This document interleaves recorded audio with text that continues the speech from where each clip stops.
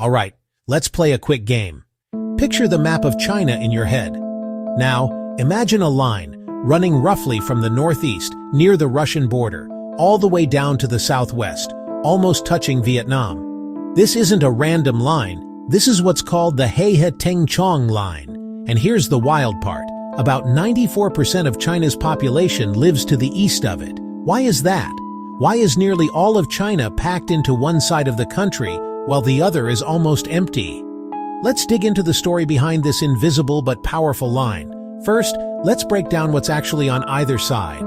To the east of the line, you get China's biggest cities, Beijing, Shanghai, Guangzhou, Shenzhen, all the buzzing megacities, the factories, the farmland, the ports. Move west of that line and suddenly things change. You've got vast mountains, endless deserts, and remote plateaus. The difference is so dramatic, it almost feels like two different worlds. So how did this happen? Well, nature had a pretty big say in it.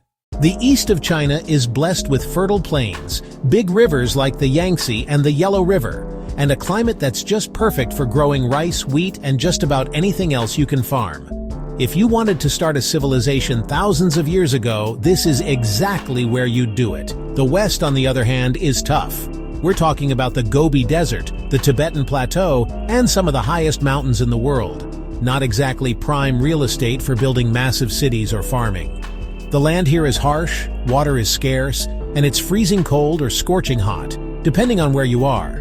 That's why throughout history, most people just settled where life was a little easier, east of that line. But it's not just about geography.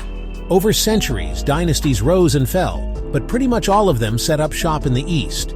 Trade, culture, politics, it all happened on that side of the map. And as China modernized, built railways, highways, and skyscrapers, the east got most of the action. Factories needed workers, cities offered opportunity, and so more and more people crowded in. There have been efforts to balance things out, like moving industries west, building big cities like Chengdu, Xi'an, even offering incentives for people to move. But still, the line holds strong. East of it, packed cities, skyscrapers, hustle and bustle. West of it, open spaces, wild landscapes, and way fewer people. So next time you see a map of China, look for that imaginary line. It cuts through the country, not just geographically, but in the way people live, work, and dream. It's a reminder of how much history and geography shape our world, even today. Thanks for watching, and if you love learning about the world in new ways, stick around for more.